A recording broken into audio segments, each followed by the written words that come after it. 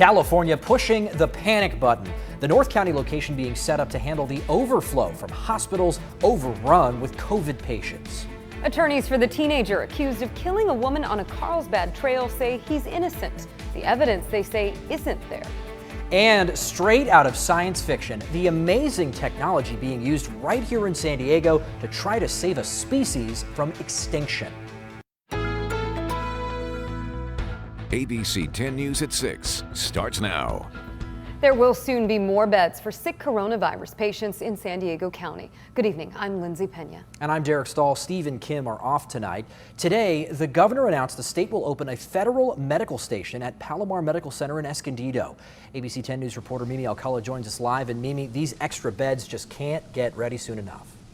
Yeah, Derek, Lindsay, this federal medical station was actually set up back in April, but we never needed it, not even during the summer surge that we saw with COVID-19 cases. But Governor Gavin Newsom announced today that that has changed and it will be opening. We do have some pictures to show you from inside of that station. It has 202 beds total on the 10th and 11th floors at Palomar Medical Center in Escondido. A few weeks ago, the chief medical officer of Palomar Health told us that the beds will be used for patients that do not require ICU care. So they would offload some of the less sick patients from other county hospitals that do become overwhelmed to free up some room for sicker patients at those hospitals. The county today could not tell us how the 202 beds will be staffed or when exactly the federal medical station will begin accepting patients. But here in the Southern California region, our ICU capacity is currently at 0%. While we still have some ICU beds here in San Diego County, the big problem is making sure there's enough staff to care for the patients. So Scripps Health CEO Chris Van Gorder spoke at the county news conference this afternoon and says they've stopped elective surgeries and they're only moving forward with cases that just cannot be postponed. We are using surge plans to increase our capacity. So we're actually, we have opened our third COVID unit up at Scripps Encinitas. And today at Scripps Encinitas alone, they were at 183% of their ICU capacity, surging out well beyond their traditional ICU. And county leaders and hospital officials continue to urge everyone to not gather outside of your immediate family this Christmas. Reporting live, Mimi Alcala, ABC 10 News. Mimi, thanks. And underscoring the severity here, San Diego County just set a one-day record for COVID-19 deaths. The 39 deaths reported today brings our overall total to 1,350. There are also just under 2,600 new cases. That brings that number to 134,000. There are new developments involving the 17-year-old accused of killing a woman on a Carlsbad trail. The DA confirmed that its office is asking the court to try Haloa Bodette as an adult. Tonight, the teen's attorney tells our Jennifer Kastner the real killer is still out there. The teen's counsel said no weapons were found on him and he had no injuries or signs of a struggle on his body.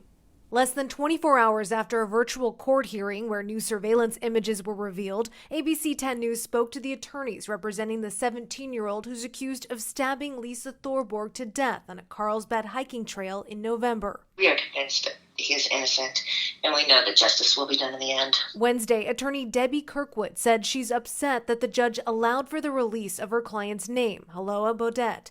Video of his face, though, is to remain withheld from the public. He has no motive. There's no motive whatsoever. Attorney Jennifer Goldman, along with Kirkwood, argue that there's little evidence against Bodette. But Wednesday, the DA's office confirmed that it filed a motion to ask the judge to try him as an adult. The prosecution said this week that a surveillance camera captured him running barefoot on the street away from the trail a few minutes after Thorborg was believed to have been killed.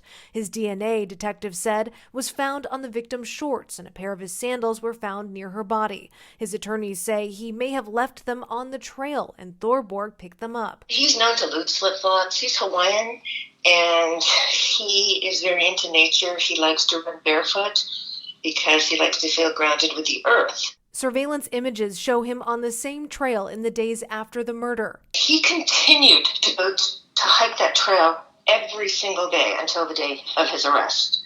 So it's odd that if an individual committed a heinous crime such as this one, he would return to the scene on a daily basis. The DA's office said Wednesday it will take almost a year before a hearing is set where a judge will determine whether to try the teen as an adult. Jennifer Kastner, ABC 10 News. Now to the red flag warning in effect tonight in parts of our county. Some of the areas you see on this map here have already had their electricity shut off because of high winds. ABC 10 News reporter Jennifer De La Cruz found one man trying to feed families before he possibly loses power. SDG&E sending out notices to 30,000 customers about a potential shutoff during the red flag warning. Billy Joyce is one of those residents who got the call. It'll be 5-10 miles an hour, and then you'll get that 34, 40 mile an hour gust. You definitely start to think about it as you sleep, as you awake. He lives with his family and a ranch full of horses in Alpine. That's a lot of mouths to feed when you may be in the dark at any moment. We're going to have to worry about, evacuating. Are we going to, what's going to happen with our animals? All that stuff you have to worry about. He has a generator that will run well water and turn on some lights, but it doesn't power everything. You can't start the oven, or you can't start your range, or you can't have all the lights on. That range and oven are vital tools he needs to not only feed his family, but the 75 other people he's making holiday meals for.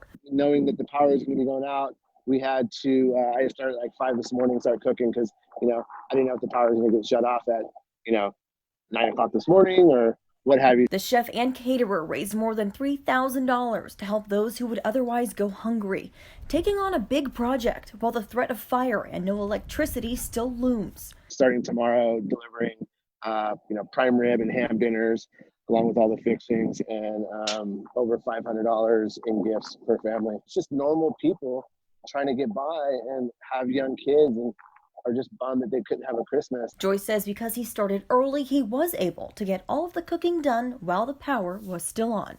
Jennifer De La Cruz, ABC 10 News. Now for more on the winds, let's check in with meteorologist Angelica Campos. And Angelica, you say we're seeing some unusual conditions right now.